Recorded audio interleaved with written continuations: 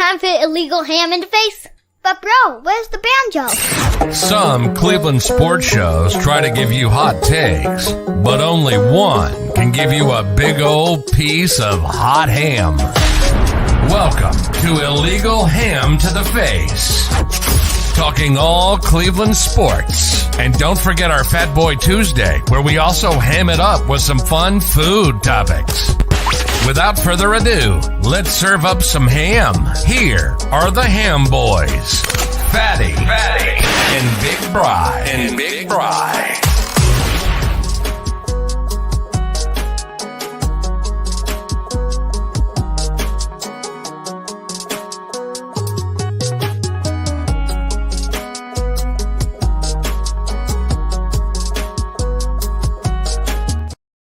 Oh, Bry, we are kicking it back on Tuesdays. It feels good to be back on Tuesdays.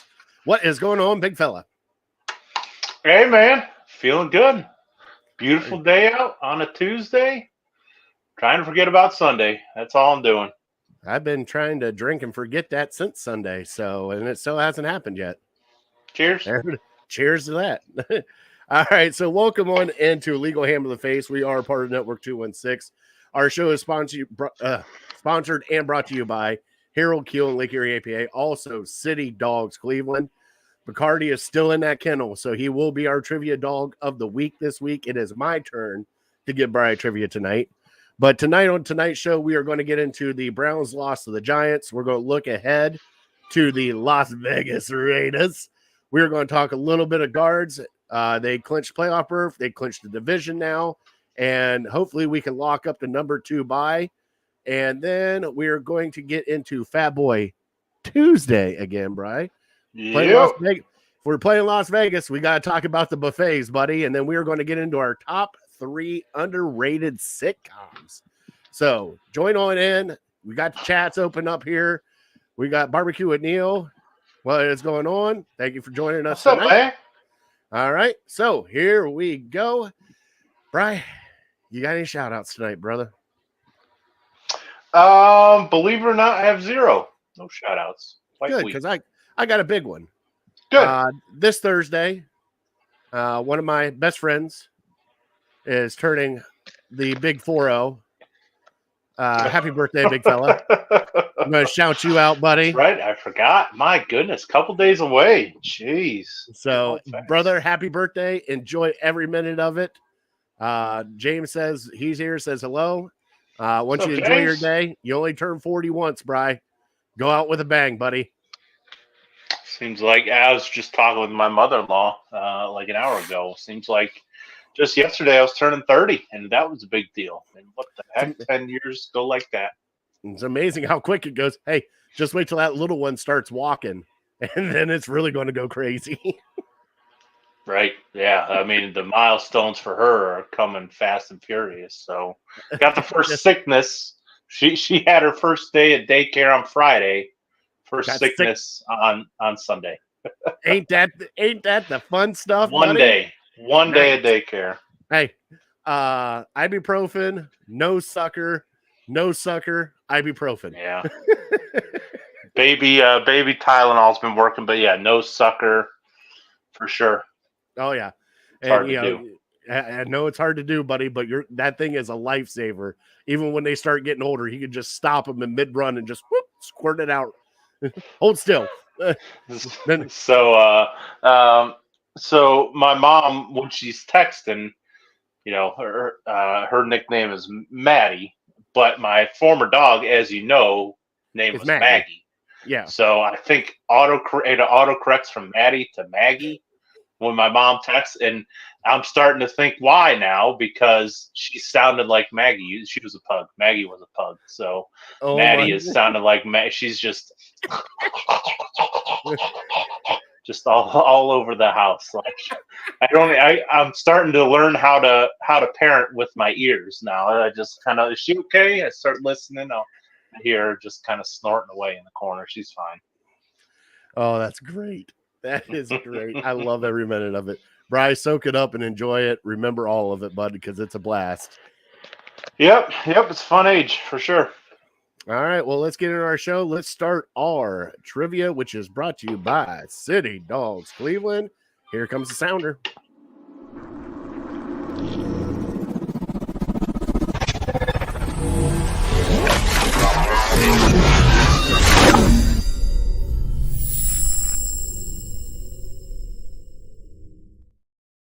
Like I said, our trivia is brought to you by City Dogs Cleveland. We always try to have an adoptable dog for you guys here for every trivia now Tuesday. And for the past, what is it now, 3 weeks, Bri? 3 weeks in a row we've had Bacardi on here. Yep, unfortunately. Look at that beautiful face. He is still in the kennel. He is still the longest resident. We have put it out on all of our social media. We are trying to get this dog adopted before we move on to a new pup. This dog needs to find his forever home. He is 2 pounds, around 51, or 2 pounds, 2 years old, around 51 pounds. Back that up, Bri. Let's reverb that. Gotcha. There we go. I knew it. Right. Just a bundle of joy. Please go adopt Bacardi if you can. And if you cannot adopt, please donate, volunteer, whatever you can do to help out City Dogs Cleveland. Bri, it is my turn for trivia. Mm-hmm. It is NFL trivia. It is Cleveland Browns trivia. You ready? When you told me you have Browns trivia before the show, I said, I bet it's depressing. And you confirmed. So, all right, let me take a drink. Give me the bad news. All right, Bri. In the year 2024, after 3 games, where in the NFL do your Cleveland Browns rank in yards per game? Oh, for crying out loud. Do you want me to just go to the bottom of the barrel, or that's where I'm feeling now? So, all right, we'll save it. We'll save my official guess for later, but I'm guessing it's bleak. Bri, I did not say that. Well, I'm guessing. Nobody brings up if we're 27 or 29. People bring it up if we're dead last. You'd be surprised. All right. That's not my official guess, so maybe I'll change it. Maybe the Coors Lights will get me in a better mood by the end of the show. Well, in that case, you might want to drink like 6 of them. You might as well just shotgun. That too, but they're tall. They're taller boys. So all right, shotgun 1, so that we can get this party started right. All right, I'm ready. All right, Bri. Well, that is your trivia this week, brought to you by City Dogs Cleveland. And Bri, Chris is not here yet, but I got to bump the sounder because we love it.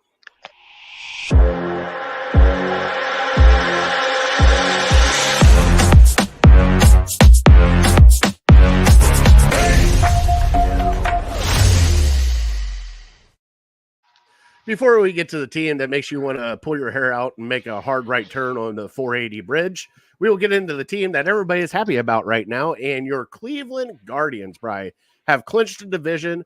We are in the playoffs. Hopefully, we are a 1 game right now. Matter if we win, Houston loses. One of those things has to happen, and we will get the number 2 seed and a bye before the playoffs. We have 5 games left. So, Bri, should we just stop talking about the Browns and just go straight to Guardians for the rest of the year? No. Sure it'd be a lot more fun, I would guess. So once Brown season starts, we all get or a lot of us get wrapped up in just what happens on the Browns and talking about it for the next week. So those of us who might be maybe forgetting about the Guardians a little bit, let's inform me if you could. So we got the Reds and the Astros left this year? Yes. So we have 2 games with the Reds and then 3 games with the Astros. And the games with the Astros might be irrelevant because what are the chances we get the 1 seed? We would have to. So the chances of us having to get the 1 seed, I believe we would have to go 5-0, and the Yankees have to go 2-4 in their last 6 games. So I don't think 3 games up on us. Yeah, I don't think there's a chance for us to get the 1 seed, but there is a chance for us to get the 2 seed. And honestly, Bri, I think that bye, everybody's kind of worried about it, but I think that bye is kind of much needed for this team. Get Quan healthy, get Quan back, get a couple other guys in the bullpen rested and ready to go. I know it sucks because they're just creatures of habit and they play every day, and you don't want to get that out of them. But I think this little mini break is kind of somewhat what they need. So then there there would be a good chance that we would be playing the Astros in our first series, correct? Correct. Because they would be the 3 seed and we would be the 2 seed. Yes. Okay, so yeah, So the way the start having brackets that look, conversation. If what do we do this weekend then? I mean, you don't want to show your cards too much, I guess. I don't know. Maybe baseball's different than like basketball or yeah, football. I think baseball is different because I mean you got to get the guys to hit, Right. and keep hitting. So like we're not going to pull Hosey out, Josh Naylor, all of our guys that are normally in the lineup are staying in the lineup. I think it's more of keeping an eye on the rotation, setting it up how you want to. Now, Sure. Andre was on this afternoon with the boys from 850. He was talking about what he would do. And I kind of agree with it. He was talking about having Bieber and then Boyd and possibly Cobb, and then making Gavin Williams that long stretch in between, or have him be the setup man for Clase and have him come out in the 7th, something of that nature. But you have, let's just say you have your kind of like what they did with Andrew Miller. You got your starters go out there for 4, 5, 6 innings, maybe. Andrew Miller comes in, pitches 2 to 3 innings, and then gives it up to your closer. That's what it kind of sounds like. Andre was talking about, and I agree. But the great thing is with this bullpen, Ben, Bry, it is the best in the national or pretty much all Major League Baseball, and it doesn't matter who you throw out there. So, I mean, I would you be okay, double dipping back playing the Astros again after you get a 3-game series and then have to maybe play them in the playoffs, or would you like to play a different team? Right. I would prefer to play. I mean, the Astros, the Yankees, those are the 2 teams that scare me the most in the American League. Like I say, I'm not too much into the weeds with baseball coverage, so I hear the Orioles. I know they're probably much better than they used to be, and they're very talented. But yeah, I'm not afraid of them. I'm not really afraid of anybody else in the American League, but just the talent for the Yankees. And like I brought up last week, Garrett Cole scares the hell out of me because he always seems to pitch gems against us. And then just the experience with the Astros, just being to what is it, 6 or 7 American League Championship Series in a row. But it's not the same Astros that we remember back in 2016, right. 17, But they 18. still is it an active streak? Like it's still going on, right? They did it last year. Yeah, but there's only like from those teams, there's only Altuve, Bregman, and like Verlander's a shell of himself. He's not even pitching right now. So it's not the same Astros team. Now they do have a couple young bats in there, but it's not like the Astros teams that we used to get pissed off about. When we were Well, yeah, against them. right. Like to compare it to basketball, it's like the Warriors. And until you see somebody stop them from doing it in the playoffs, you're going to assume that they're going to keep doing it in the playoffs. And yeah, like the Warriors were down for a couple years once Durant left, and then they had some injury issues. Well, they popped right back up when they were healthy, and they won a championship. So, I'm still would prefer not to play them, but I understand it's the playoffs. You're going to play good teams, so you can't avoid everybody. But yeah, I mean, it'd be nice if we could. I don't know if it's mathematically possible to avoid both those teams. I guess probably it is, but not likely. So yeah, whatever. We'll root them on, and so they're done. If they get the first round bye, they're done on Sunday. When would the next series start? Like a week? I believe that weekend. So 5 days, 6 days, we might be off. Yeah, so it'll probably be a week. So I think it's October 5th, but I'm not 100% sure how they got. Hold on, you keep asking questions to me while I search it up real quick. I don't want to speak out of turn.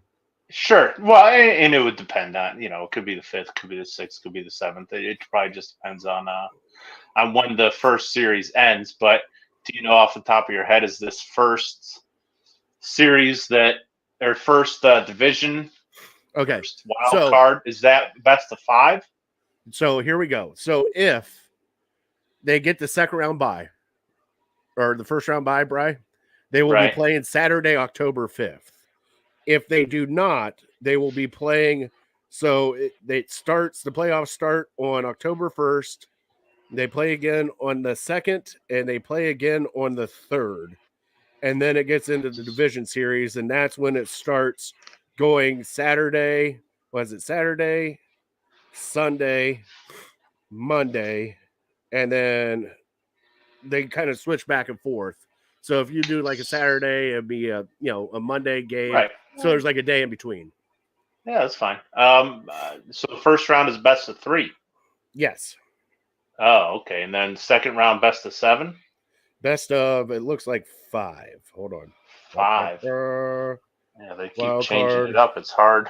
It's hard to really stay in tune with all the this. division series is the best of 5, and then then best of 7. Then the league championship is a 7, and then World Series is 7. So it's 3, 5, 7, 7.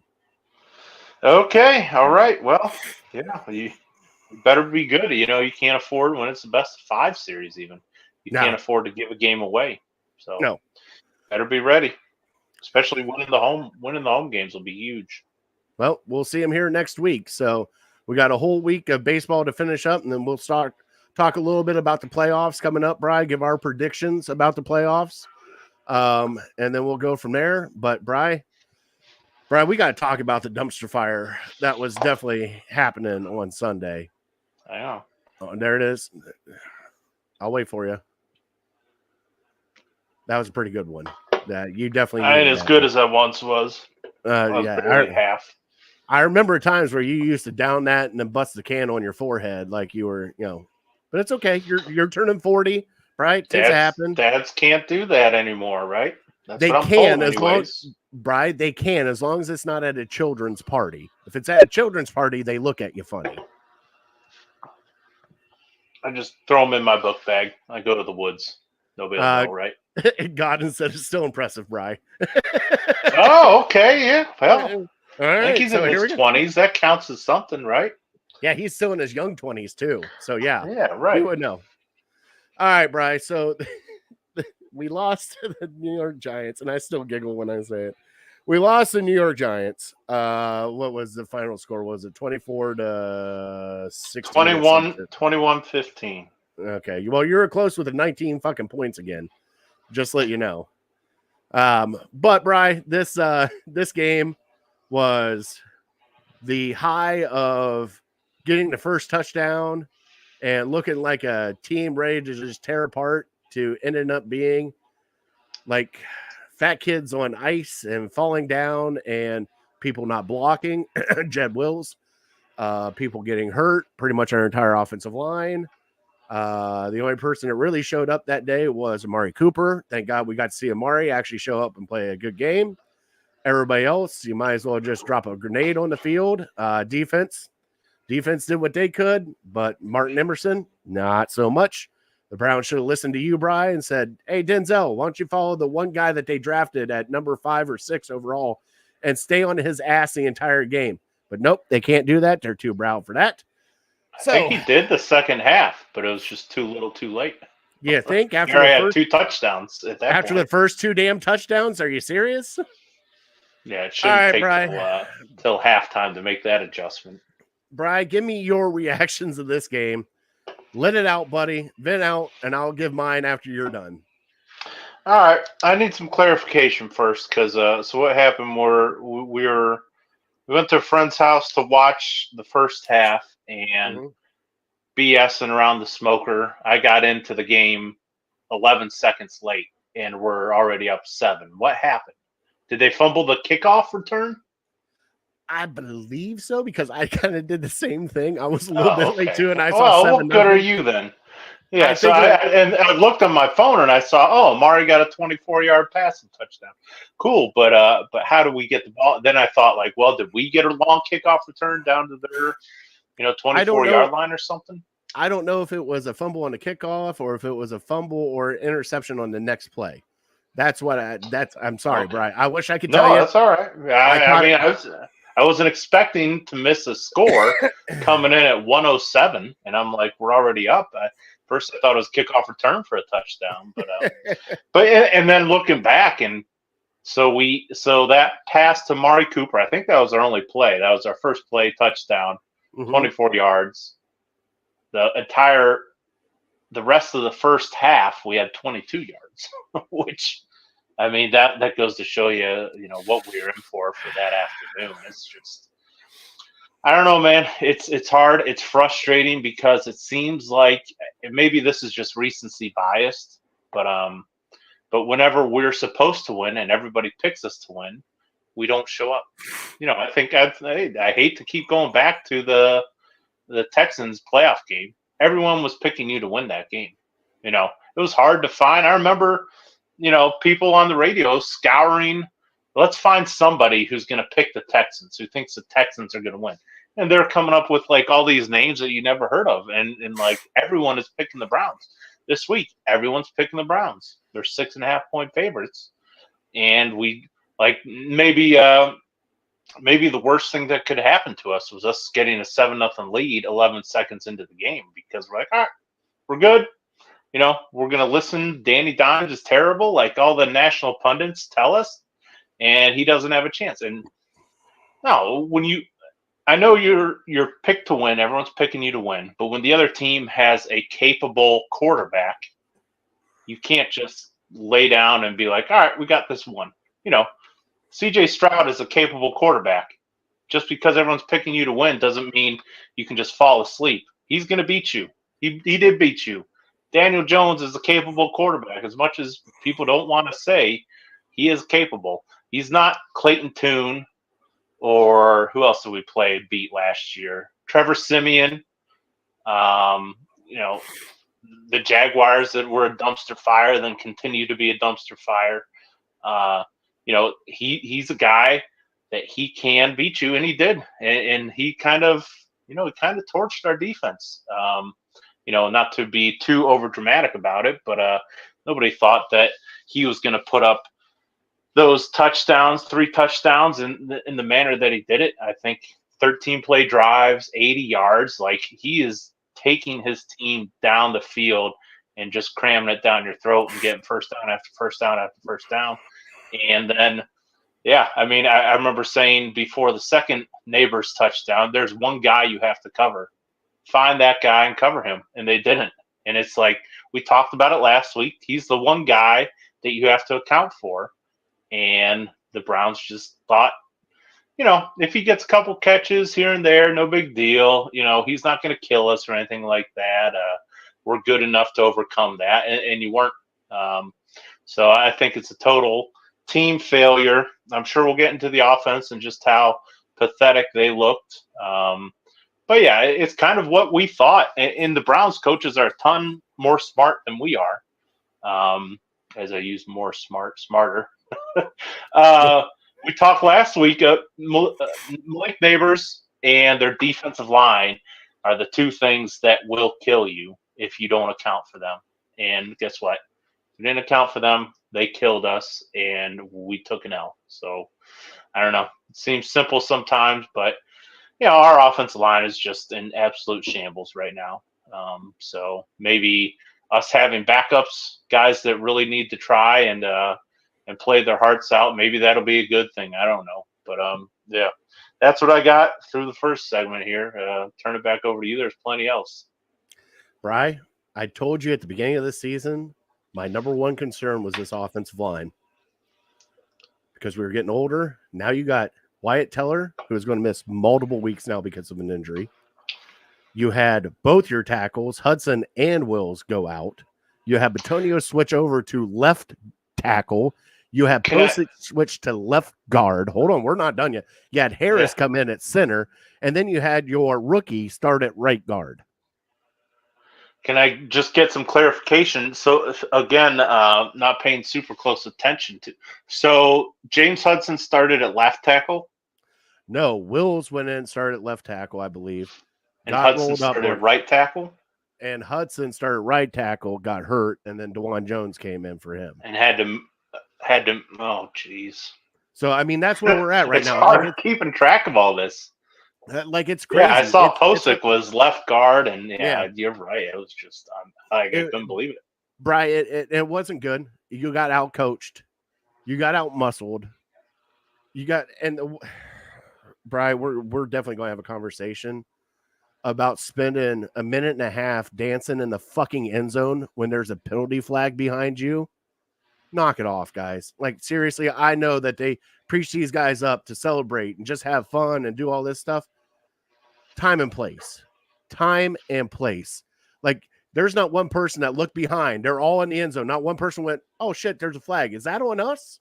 Nope. Guys, let's choreograph this thing. Like, they've been planning it for 3 fucking weeks, Bri. Like, ew, oh. But, Bri, that wasn't even the worst part. New York Giants defense came out. What did you do last week? You went a little heavy. You ran the ball more. You did all this stuff. What did we do this week, Bri? We went back to the same damn game plan we did in week 1, saying, here, let's play in the shotgun, and let's try to finesse this. And you know what they did? Bri, they blitzed on first and second down. Every freaking down they blitzed. Your quarterback got sacked 8 times. There is, Bri, 11 people got half sacks throughout this game. 11 people got a sack out of this game, Bri. 11 people. All right. So 1, it's not all your offensive line. Yes, your offensive line has a lot to do with it. 2, Watson was lost again. He made a couple of nice passes in the first half. And then after that, Bri, he was running scared like a ghost. You have wide receivers dropping passes that they should not drop. And Bri, dare I say, the New York Giants showed you what a true number 1 wide receiver is and why we cannot draft one.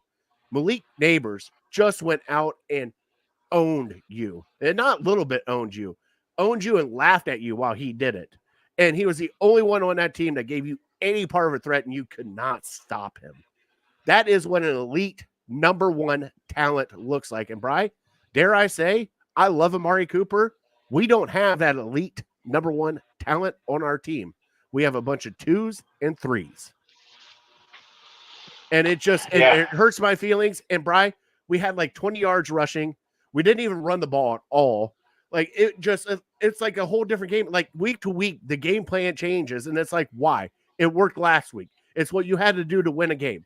You have to win the game. Why are you going back to this stupid shit right now? And Bri, I'm being dead serious. I think it's all the coaches. I think it's all on the coaches right now. Yes, there are people that are messing up, but you have got to stop this nonsense of thinking that you're better and smarter than the people in the room. And guess what? You got owned by the New York Giants in your stadium. And it wasn't like a little bit owned, Bri. Like, yeah, they kept it close in the fourth quarter and we got a 2-point conversion, all that stuff.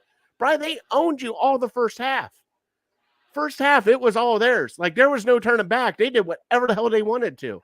And you were just able to piece it together a little bit in the second half to muster a little bit of a comeback.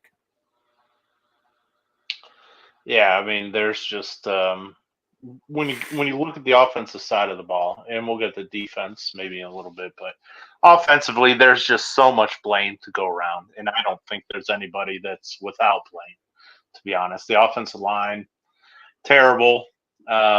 Yeah, like you said, wide receivers, we think we have good ones. You know, Amari Cooper's pretty good. I agree he is pretty good, but other than that, Jerry Judy's kind of, we get excited about 60 yards and a touchdown, and we're like, all right, throw a party. But like our and you know, I'm not going to, yeah, go ahead.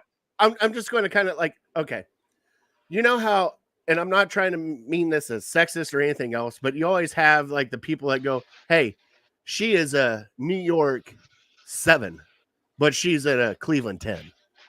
You know, you always have those guys that sit there and judge women like that. But, like, that's what it is. Like, Malik Neighbors is an elite wide receiver, and we got 6s, 7s, and 5s across our board right now. Yeah, I just offensively, and I mean, you have to bring it up. Nobody wants to just blame it on injuries, but I'll say it again. We're missing a all-pro running back. We're missing a Pro Bowl tight end. We're missing a couple really good offensive linemen. So, you can't just last year. But other people deal with that, though, Brian. The Bills. Other people do. But why can't we? Why can't we? Because Kansas City loses their star running back, and yet it still keeps running. Buffalo gets rid of all their star wide receivers, and yet it keeps running.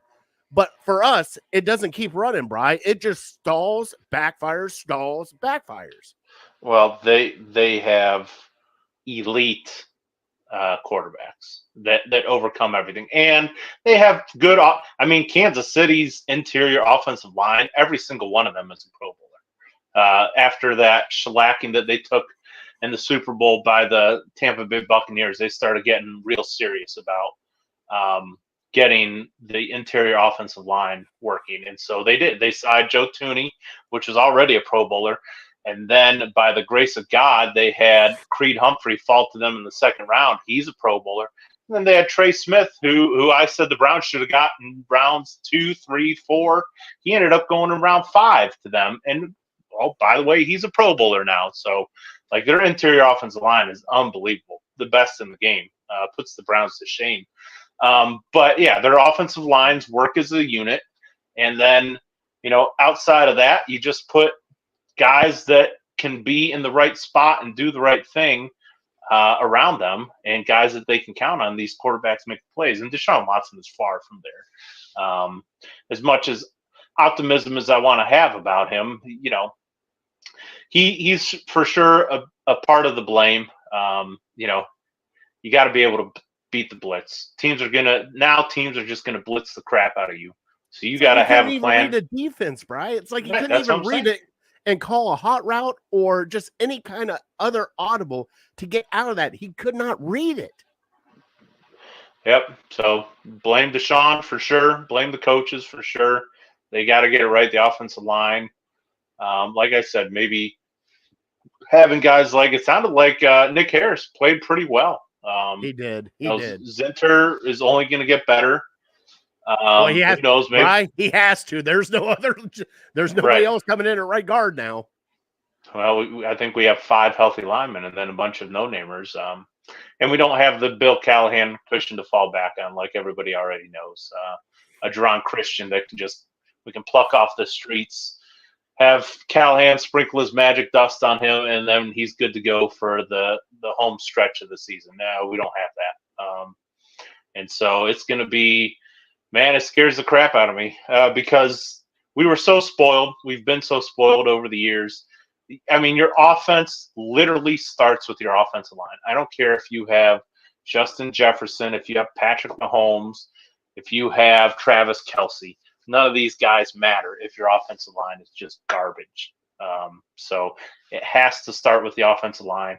That gets the run game going. That gets the quarterback more comfortable. Otherwise, they're just going to blitz the crap out of you, and we're going to see this week in and week out. But yeah, like you said, we got away from the run game. The run game wasn't great. Brian, there was no run game. Right. We didn't get away from it. It wasn't there. I had 12 rushes. Other than I took the Deshaun scrambles out of there. Other than Deshaun scrambles, we had 12 rushes for 46 yards. So very average. That's not even 4 yards a carry. But they gave up. But Jerome Ford's average, maybe a little below average. Devontae Foreman, average, a little below average. We don't have Nick Chubb. Now, Nick Chubb's not going to fix everything.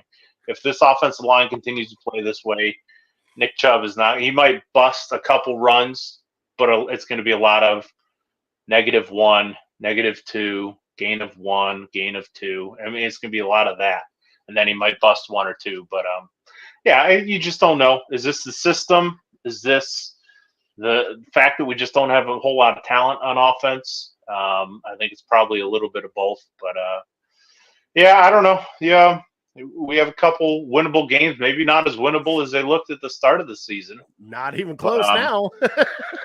But I still think, I don't think it's a coincidence that, again, we struggled at home. I think Deshaun Watson's going to be more comfortable on the road.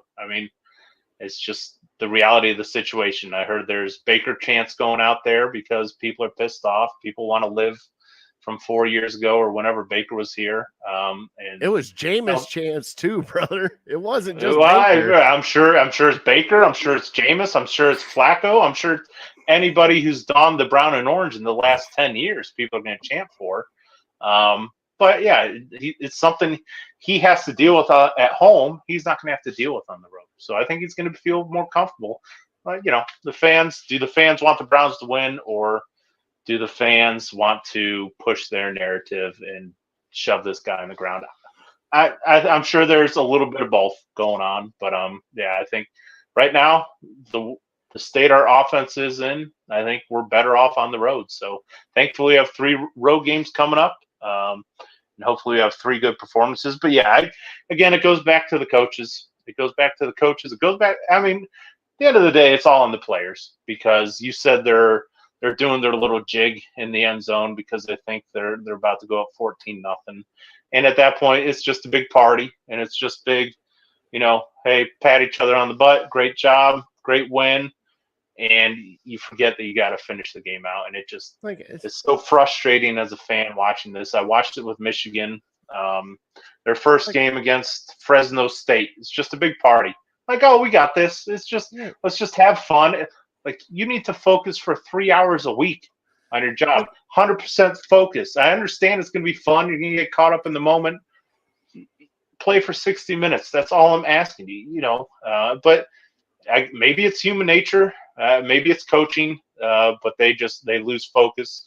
They have one glimmer of success, and they just lose focus. Everyone's picking us. They're reading their press clippings already. The defense is, to talk about the defense a little bit, they're not elite. They're not great. They're pretty good. Go look at Pittsburgh. If we have Pittsburgh's defense, we'd probably be 3-0. As bad as our offense has looked, if we have Pittsburgh's defense, we would be 3-0. And so that should be a gut punch for them, because you're not in their league right now. I know they're not playing the level of competition that you are, that they didn't play back. They're playing some pretty crappy teams, but they're winning games for that team. And Justin Fields just has to go out there and not lose the games for them, and he's doing that. So I think Deshaun Watson could do that as well. I know he's 230. Nobody wants to talk about that, but if we had the right game plan and we had that defense and that focus, only giving up 7-10 points a game at most, yeah, we'd be 3-0 for sure. God, that had to hurt like razor blades coming out of your mouth, didn't it? It did. Oh, absolutely. Oh, because I really don't believe Pittsburgh is that good. They beat teams that are better than the Giants. They beat the Falcons. The Falcons are better than the Giants. They got lucky this past week because they only had to play Justin Herbert for a half. So who knows where that would have went? They got Easton Stick for a half. But yeah, I mean, it's not like Justin Herbert was torching them or anything like that. So yeah, their defense is going to keep them in every game. And I wish I could say the same thing about the Browns. I mean, I don't think the Browns defense is terrible or anything like that. They're good. Are they top 10? Probably borderline at this point. So, and unfortunately, if you want to get into the really harsh stuff now with the injuries, it's going to be, I don't know. Kind of last year, we talked about Myles Garrett's shoulder for half the year. Like, well, Miles isn't right. He's got that shoulder. Like, are we going to be the same for the rest of this year? He's got these feet issue. I think it's both feet, or maybe just one foot. Not just feet. There's been speculation of other things happening with Miles, so it's not just feet. There's some other things going on with Miles that hasn't come out yet, and I don't know why. Physically. But it is his feet, though. He got his MRI on his feet. His feet are fine, doctors say. But, like, Brian, when you are being carted out to the car, not a good sign. When you're being helped walk off the field because your feet hurt that bad, not a good sign, buddy. It's really not a good sign. And the other thing is, Brian, as you were sitting there talking about the offense and, Watson, if Watson had a defense like this and Watson, Brian, right now what we've got is below average play from Deshaun Watson. Now, everybody expects him to be, because of the money, everybody expects him to be elite of the elite. Brian, for me personally, that ship has sailed. I think that we will get a good Deshaun Watson.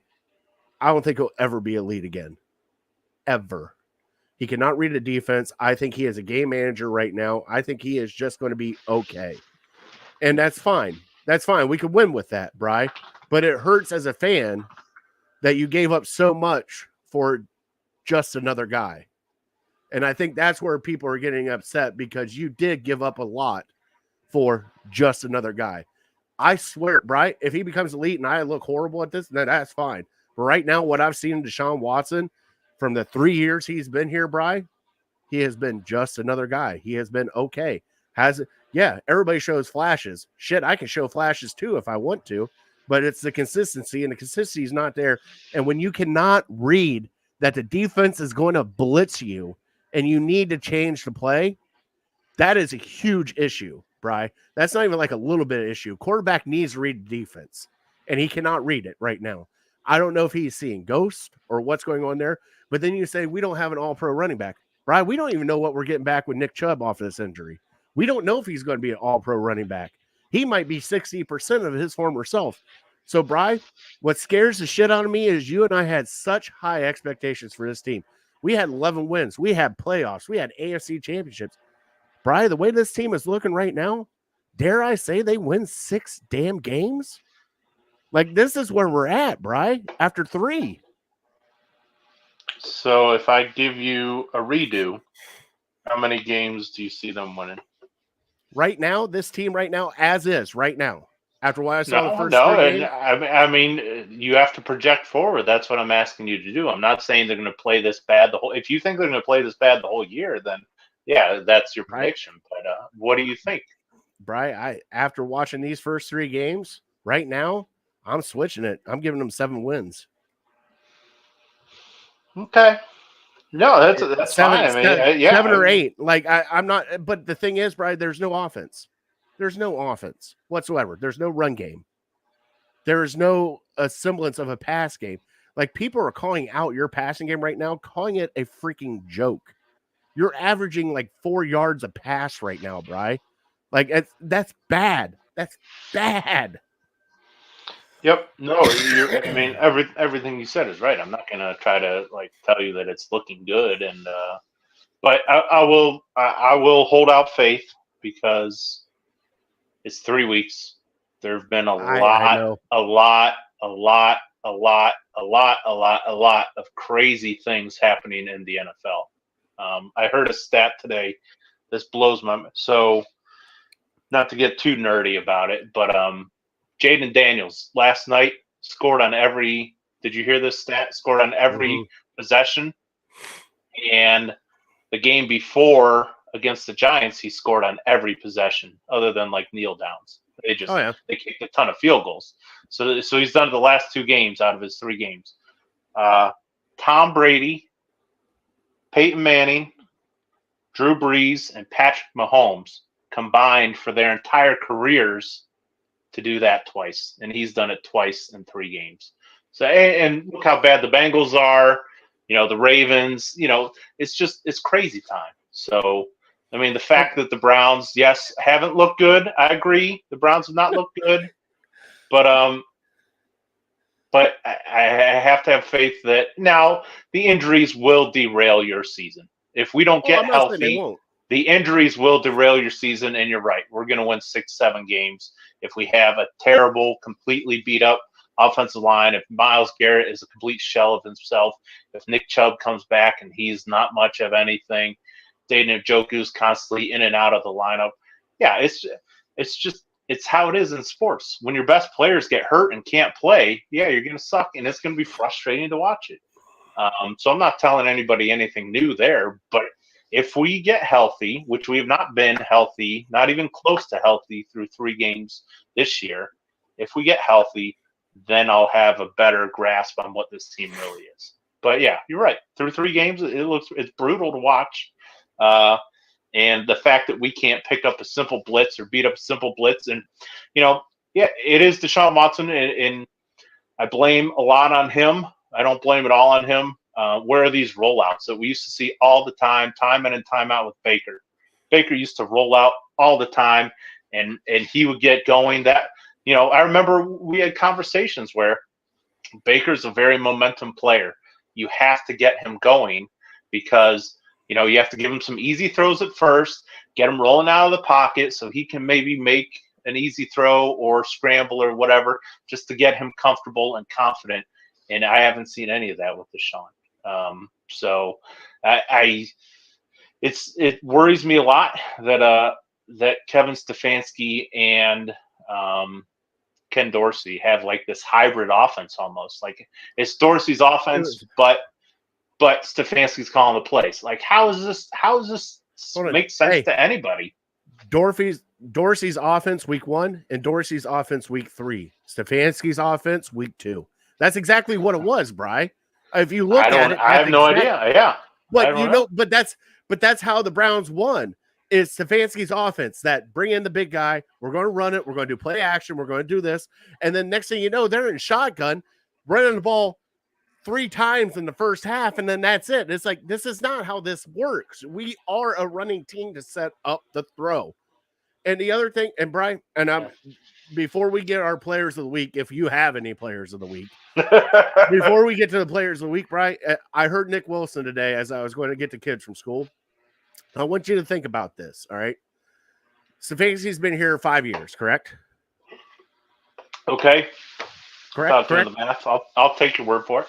That's somewhere around there, okay? So the first year, we had a problem. It was the defense. We had to fire that defensive coordinator, bring in a different defensive coordinator. Second one, oh, no, it's quarterback. Can't do well with this quarterback. We got to get a different quarterback. Next thing, it's offensive coordinator. Alex Van Pelt's not good enough. We got to get a different offensive coordinator. Every year for this Browns team has been an excuse of why the team has only done so much. And they have made changes every year on this staff and changes to the roster every year. Now, Bri, I like Andrew Berry, but this kind of falls on Andrew Berry right now and Stefanski of every year you're making changes that don't need to be. Alex Van Pelt didn't need to go. We were fine. But hey, we need to bring in somebody that's a mobile quarterback that needs to take care of Deshaun Watson. Go ahead, bud. Let me just stop because I don't remember. Did we fire Van Pelt, or was it like a mutual splitting that he wanted to go call plays, and I believe he went to New England? They let go of Van Pelt. That's the only way, Brian. It's not a mutual split. If you're leaving a team, it's either you let go or you quit. And it sounded like the Browns let him go so they could bring in Ken Dorsey. Yeah, I don't remember the semantics of it because I would assume that your offensive coordinator is going to eventually want to call plays and view that. No, and I get that. And he was never calling plays here. That wasn't an option for him. So but then Ken Dorsey comes and he's not calling plays. So what's the difference? Well, I mean, I don't know. I don't remember the particulars behind that. But yeah, it's just it's something we've been talking about. I'm surprised, honestly. We haven't heard a whole lot about it this year, about Stefanski giving up play calling, because it seems like whenever the offense struggles, maybe just the Deshaun hate is so loud that we don't hear but even reporters and stuff like that, nobody's really asking hey, have you considered passing play calling off to Ken Dorsey? I got to look at the tape, but the thing is I think the plays are there. I just think it's misread. Whether the blitz was not picked up right, or you're not looking at the wide receiver that's wide open. There's one, and Brian, you don't know this guy. He is on Twitter. I'm not even going to put his name out because he is a super fan of Deshaun Watson, and that's completely fine. But somebody pointed out that on a 3rd and 15, there was the dump off option at your running back that would have got you 15 yards. But the guy said, well, it's 3rd and 15. Why would he be looking there? Because that's your out valve. That's your out valve when everything's covered downfield that you can at least get, instead of 15 yards, you might get 12 and go for it on 4th and 3. He's not even seeing the check downs right now, Bri. Sure. Yeah. I mean, again, it goes to my theory that he has rabbit ears when he plays in that stadium. He's trying to be Superman. He's trying to win you. He's trying to score 40 points. He's trying to do what Joe Flacco, 300 yards, 4 touchdowns, and he's looking to make the big play every time rather than taking like you said in this case scenario, hey, here's an easy 10, maybe you get 12, maybe you get 15. He's looking for the big play because he doesn't want to hear the Baker chants or whatever. You got to take what's in I front don't of you, know. though. Well, and also we talked about them not having many rollouts, like screen passes to the running back. Oh, I know. Like I haven't seen many of those. Like, there's got to be people a lot smarter than us have to know what an ultra. This was when we played, and maybe they were just caught off guard because it didn't sound like the Giants did a whole lot of blitzing through the first couple games. So maybe they just were completely not prepared for this. But what do you do against a very ultra aggressive defense that's just coming at you time after time after time again? Well, guess what? We saw it last. Yeah, we saw it last year against Texans in the playoff game. What did they do against us? Just copy and paste draw play. that game plan. Yeah, bootlegs out get misdirections, get the whole defense go in one direction and then go out the other way. They ran a clinic on us in that playoff game. So yeah, we want to blame the players, but I think for sure the coaches need to have just as much blame because it was just. And I mean, we talk about all this, and we had a couple opportunities, maybe 2 or 3 opportunities to go down and win the game. We did, and a Jerome Ford fumble, which inexcusable. Hold on, was that a Jerome Ford? Hold on, was that a Jerome? Yes. Are you sure, Bri? Yeah, I understand. It wasn't a perfect handoff. It's right here. It's not like he put it in your face mask or anything like that. I mean, it looked like he put it right on top of the shoulder pad. I'm not going to lie. If you want to kill Deshaun for it, you can go ahead and kill Deshaun for it. I'm sure there's plenty of people on Twitter or Instagram. No, I'm just, hey, Bri, I know that they've done that exchange how many times throughout training camp? Thousands of times. Right. And that's the one time it happens. What can you do? Is it the pressure getting to you? Is it the pressure of the big moment? I have no idea. I can't explain. Is it just the Browns are cursed and that's just what it is? I don't know. And then him putting a dot right between the 1 and the 9 to Cedric Tillman and Cedric Tillman dropping it. And that's why when everyone's talking the Cedric Tillman hype in preseason, I'm like, I'm not buying it. I got to see it first. He has been a absolute non-factor. I like him. I like Cedric Tillman. I want him to be productive, but he has been an absolute non-factor for us.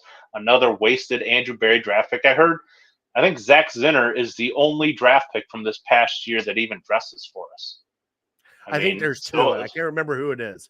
There's another one, so there's 2. Maybe a 7th rounder special teams guy. It might be, but yeah. So everyone wants to kill us for not having draft picks because of the Deshaun deal.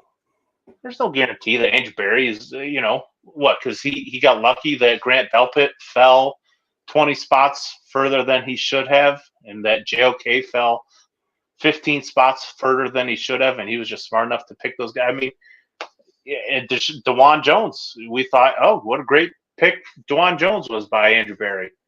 Maybe that was Bill Callahan getting 130% out of DeJuan Jones. And now we're seeing what DeJuan Jones really is. I want to give him the benefit of the doubt because I know he's dealing with a knee injury as well.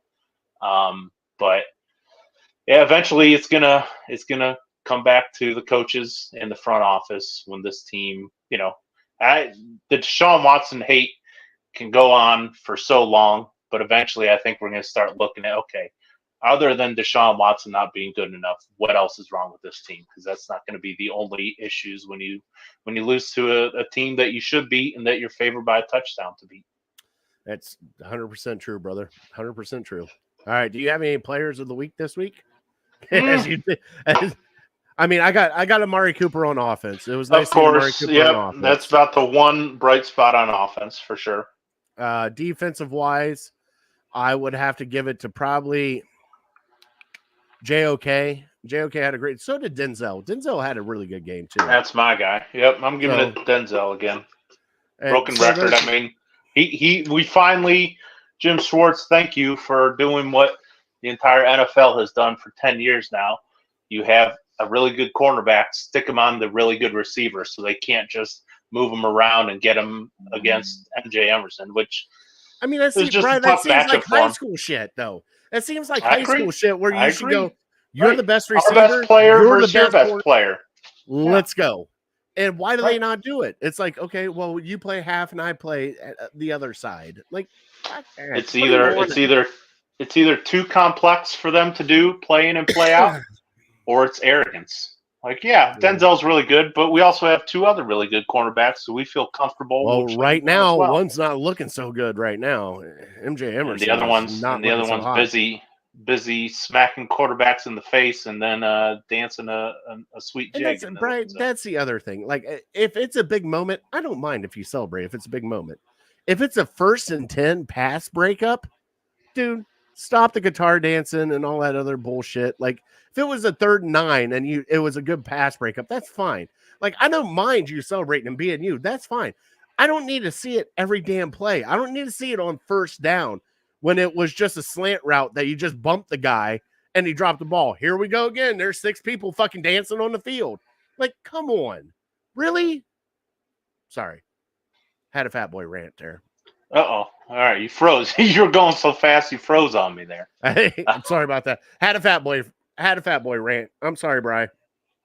No, we're going to talk a lot about the offense because they weren't good enough. But to me, the defense, if you want to be considered one of the best in the league, go look at Pittsburgh. And I hate saying that. Oh, God. That's going to feel horrible. Ugh. But they win games. And the Browns won some games for us last year. Again, it was against Clayton Tune and Trevor Siemian. Capable quarterbacks go out and win us game. Give up 9, 10 points, 11 points. Our offense can score 15. I think we've scored 15 in every single game this year. So the Steelers aren't scoring more than that, a whole lot more. They're scoring 16, 20, maybe at most. And they're winning games. So, yeah, as bad as the offense has been, the defense needs to shoulder some of the blame as well. All right, Bri, let's close it out on the horrible game that was the Giants. Give me one big Bri take for the game coming up against Las Vegas, Bri. One big Bri take. Oh boy, it's going to be an absolute battle. Because who would have thought we'd be saying that about the Raiders game? The Browns need it like blood. The Raiders need it like blood to drop to 1-3. The Browns have higher expectations than the Raiders, but what scares the crap out of me is the Raiders just got absolutely embarrassed by Andy Dalton and the winless previous joke of a franchise, Carolina Panthers. They got embarrassed, I believe, on their own field. So they're going to come out there, going to get it. So much about, as we saw this past weekend, so much about the NFL is about your effort for that week and how much motivation you have because of the past week that you went through. I mean, just look at all these upsets that we saw. Everyone was so high on Tampa Bay. They got embarrassed by what we thought was the worst team in the league, Denver Broncos. Everyone thought Minnesota Vikings were an absolute joke, and they're starting out 3-0. They just embarrassed the Houston Texans, who people thought were a top 5 team. Like, it's so much about the Rams and the 49er game. The 49ers got up big, and they thought they won the game, and the Rams just kind of kept plugging away. So these upsets happen every single week. You have to remain so focused through the whole week and through your game plan. And so, yeah, the thing that scares me the most is just the state of the Raiders right now. Their coach is calling out players. They made a quarterback change at the end of the game. I think Gardner Minshew is still going to come back and play this week, and he lit you up last year. They put up 30-some points against you when he was in Indy. And the defense is just being called out, and Max Crosby is still one of the best pass rushers. Again, another week where we go against a really good pass rusher. So they're at home now. I think it's going to be a lot of Browns fans there, but yeah, they're going to be pissed off. They're going to be so ready for this game. they're going to be so tired of their coach just tearing them down all week long. So we're going to need to bring our A game. I wish we were going into a game where they just blew out the Panthers and they were flying high, riding high. Everything was all good. They were 2-1. No, they're 1-2, staring 1-3 in the face. So they're going to give you their all. So we need to be absolutely ready. I pray we are healthy. And this game scares me a bit. All right, Bri, let's get our picks of the week. Bri, I will go first. The point spread is +1, I believe, for the Browns. For the Browns? Okay, so we're underdogs? No, yeah, I think we're just 1 point underdogs or 1 point favorites. I can't remember which one. Okay. All right, so Bri, I am going to, right now, in the state of everything that's going on, we still are question marks on the offensive line. And Bri, I hate to do this. I know I lost last week with my prediction. You are 0-3. Am I 0-3? I think so. You picked did you pick for the Browns in week 1, against them in week 2, and for them in week 3? Yeah, might as well just keep this streak going. So let me pick the Las Vegas Raiders. I'm going to pick the Raiders to win. Bri? Okay. 27-14. Wow. Not even close. Okay. Well, I probably was leaning towards the Raiders, but after hearing your pick, I can't go against the Browns. Why? You're already up 3-0. No, I'm 2-1, I think. No, I'm 1-2. Yeah, I'm 2-1 against the spread. I'm 2-1 against the spread because I didn't have them covering last week. So yeah, don't follow us. Hey, for your betting. the Brown.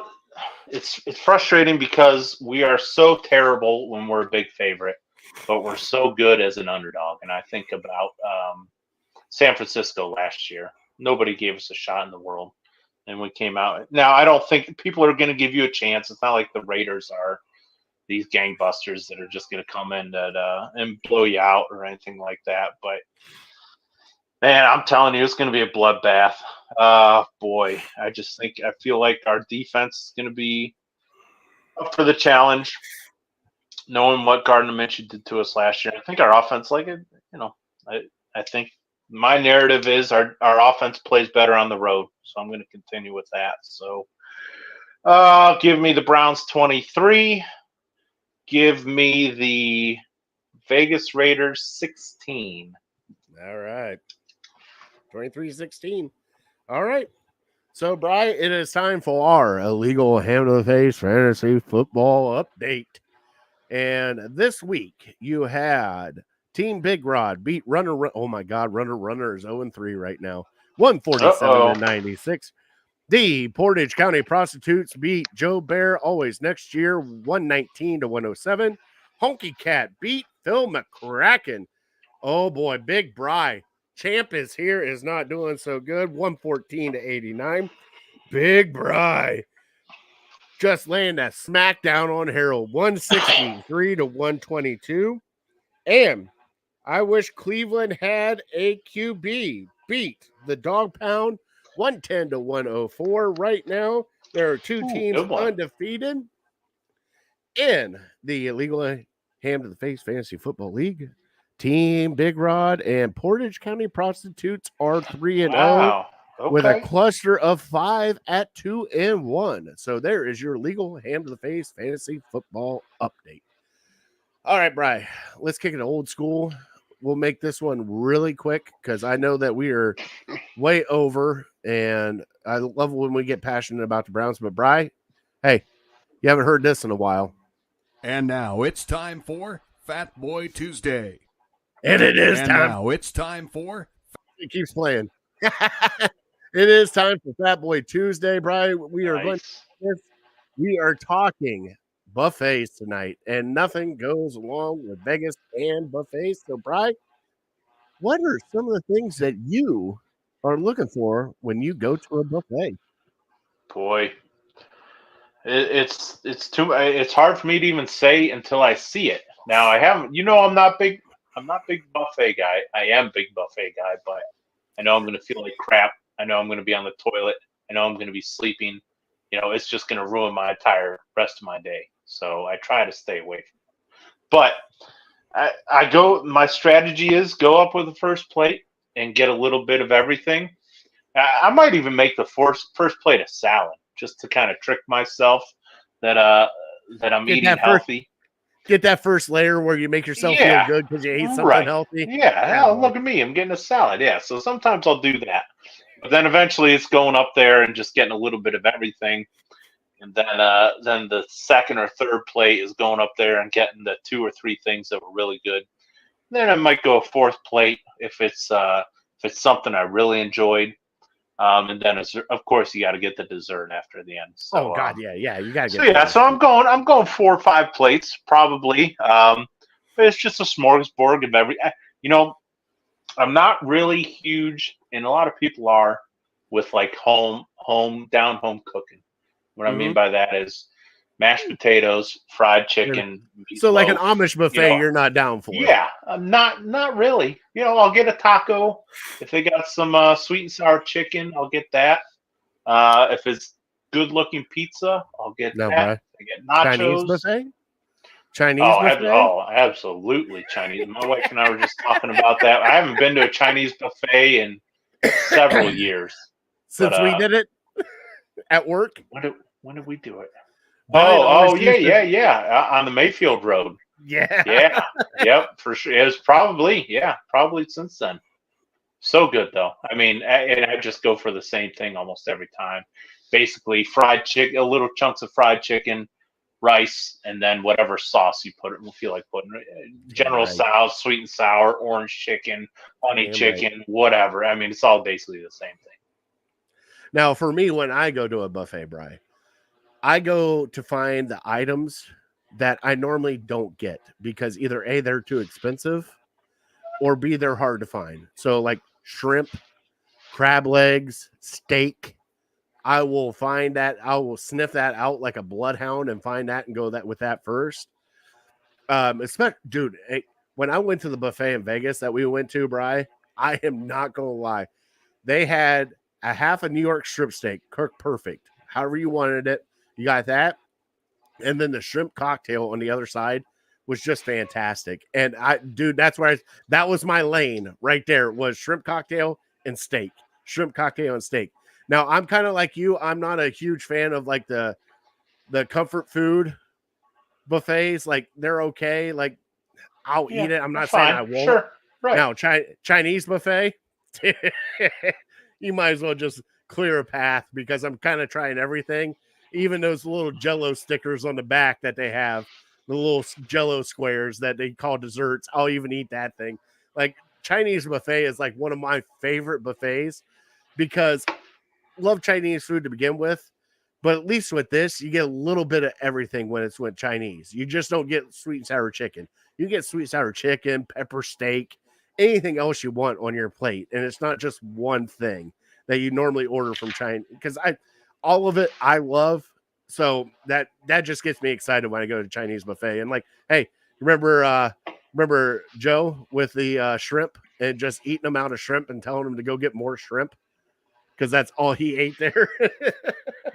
So, but I mean, that's kind of one of my favorite things at the buffet. But yeah, I always look for like the high ticket items that I normally don't get that often because they're just too, like crab legs, lobster tail, that kind of stuff. But you can't find buffets with that much anymore. But if they do have it, you got to go for it. Yeah, that's where you kind of lose me. And just me. Yeah, I don't have expensive taste. You're simple. I'm not going to get the prime rib. I'm not going to get the steak. I'm not going to get the sushi. I'm not going to get the crab legs. So like $50 buffets, probably. I'll eat a bunch, but I'll probably only end up eating like $12 in food. Something like that. Brian, I love you. I know where I'm at with you because if we hit up like a East of Chicago or a Pizza Hut buffet, smash it. I know we're going to be there in a minute. And you'll be like, hold on, they're bringing out another one. What's that? Chicken bacon ranch pizza? I'll wait. I'll wait.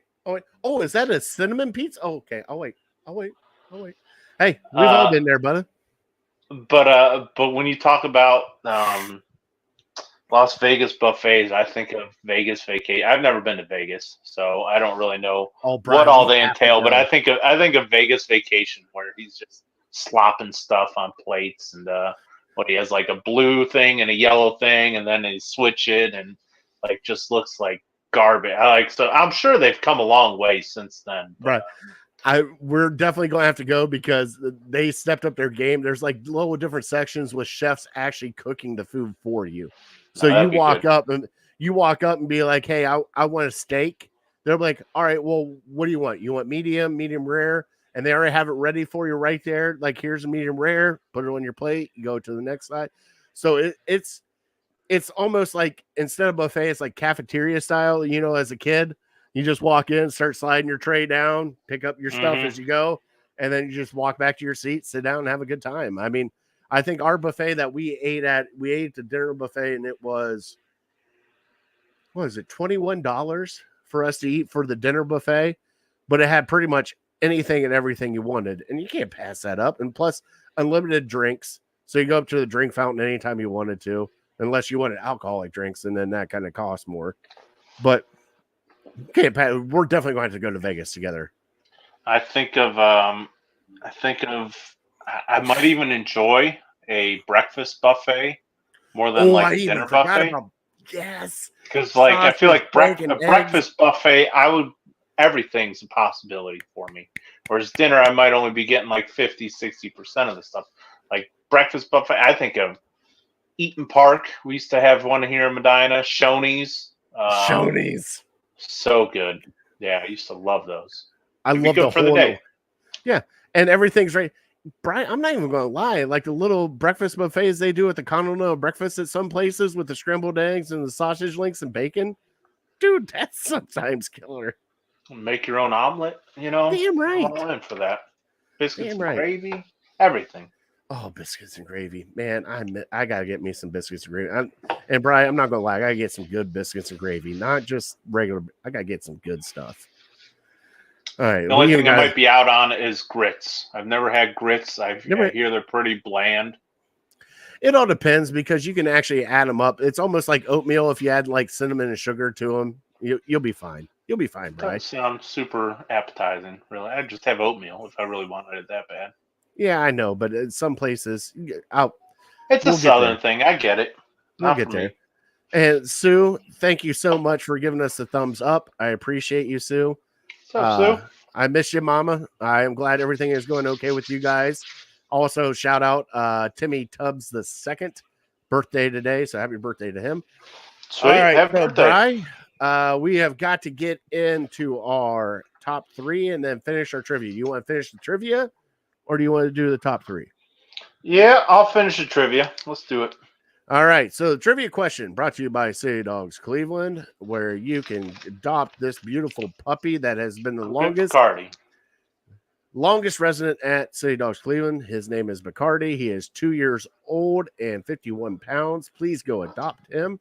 Brian, I asked you, where do the Cleveland Browns rank in yards per game in 2024 after 3 games? Dead last, 32 is my guess. Well, I have good news for you. We're not dead last. Sweet. 31? We are 31. Oh, brother. Who's worse? New England Patriots. Okay, they beat the Bengals, so we're ahead of them. No, the Commanders beat the Bengals. Oh, yeah, the Patriots. Well, that was week 1. Anybody can beat the Bengals week 1. But, Brian, actually, the Patriots haven't been bad. I mean, all right, sorry, go ahead. No, right now, your defense is all in the middle of the pack, 13, 15, somewhere right there with your defense. Your offense right now, rushing, is ranked 29th. Passing is 28th. Total yards per game is 31st. It is not looking good. Bri, bonus bet. Can you tell me the second leading rusher for your Cleveland Browns?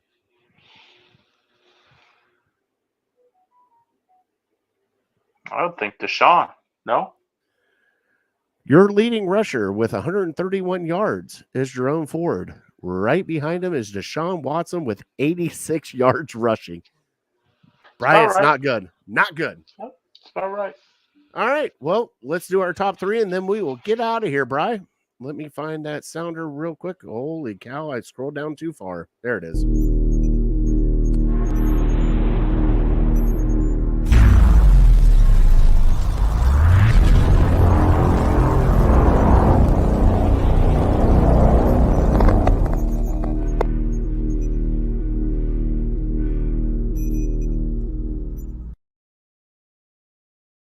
So, Bri, for your top 3 underrated sitcoms, it doesn't matter if it's comedy, drama, just our favorites, underrated. Sitcom is comedy, situation comedy. I thought, okay, I got you. Okay, I'm sorry. Yeah, I mean, yeah. I mean, some sitcoms have comedy, but I mean, like sitcoms. I mean, Okay. so my top 3 sitcoms were The Office, King of Queens, Seinfeld. Those are all like staples. So, like, Yeah. I'm talking like under the radar ones that you might not think of. That are good that you end up watching a lot of reruns for. So, if you want me to go first, I'll go first. You go first. I don't care. I'll go first. First. Number 3 for me. Brian, this takes it back a little bit of ways. Mama's Family. You ever watch Mama's Family? I don't think so. What's Mama's Underrated Family? comedy gold right there. It was back in probably the 80s, 90s. I used to watch with my grandmother all the time. I love it. Okay. Nice. So I'm being dead serious. You'll love it. Number 2 for me, Alf. Alf was always underrated. Good one. Love Alf. And Brian, my number 1, and it's sort of recent, not super recent. My Name is Earl is my number 1 underrated sitcom. Okay. Nice. Good list. Yeah, all underrated for sure. Yeah, right in that wheelhouse. I got none of those 3, but definitely Alf was maybe a little before my time. I'm guessing Mama's Family might have been too. Yeah, but My Name is Earl. Definitely Alf had good was moments. amazing. Alf was amazing. You can watch it now on I think Netflix. Oh, is that right? Okay, I think it's one of them. But yeah. My number 3, I had to show a little Cleveland love here. Drew Carey Show, number 3. Oh, that's a great one. Haven't really seen it a whole lot. They don't show reruns on TV a whole lot. So I think you probably have to seek it out on one of the streaming platforms, maybe YouTube or something like that.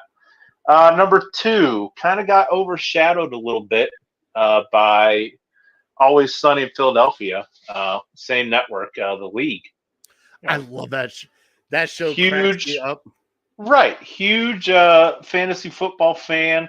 That show was really hot for like 2 years, and then it just kind of died off for whatever reason. And I don't think there's a ton of seasons there, but I love The League. I don't even know if I've seen every episode of it, but I think there's 6 seasons of The League, Bri. Yeah. Oh, so good. So good. So many quotable moments from The League. So that's my number 2. And the number 1, I've gotten into more lately, probably the last 2 or 3 years. My wife and I just seem to like stumble upon it randomly. And then I know it's on like all hours of the morning because I'll wake up at 4 o'clock and I'll see, episode of Reba's on. So let me sit down and watch Reba. I knew you would enjoy Reba. Yes. It's entertaining. It's lighthearted, you don't have to think too much about it, and it's so good. It's just you feel so good. It's just I'm a big comedy fan. I mean, I don't need to watch movies or shows where people are dying of cancer or people are murdering each other. Like, I want to feel good. I want to laugh. I want to smile when I'm watching TV. So yeah, those are 3 good ones. Like I said, Drew Carey Show. I just don't get to see enough, but I remember that was a really good one. Yeah, I figured you liked the Reba call. You made me so happy. It's on all the time. I love Reba. And my wife and I would just be flipping through them like, there's not a whole lot on. Let's watch an episode of Reba. Here we go. Justin showed up here with Blue Mountain State. There we go. Yeah, I gotta watch that. And he said you can watch Alf for free on Sling TV. There you go. So there's other places you can watch it. Brian, you gotta. It's just nostalgic. I mean, Brian, even dare I say, Home Improvement was underrated, even though it was a huge hit. I loved Home Improvement as a kid. That was just so funny. Mm-hmm. All right, we're here at the end of the show. Thank you guys so much for watching.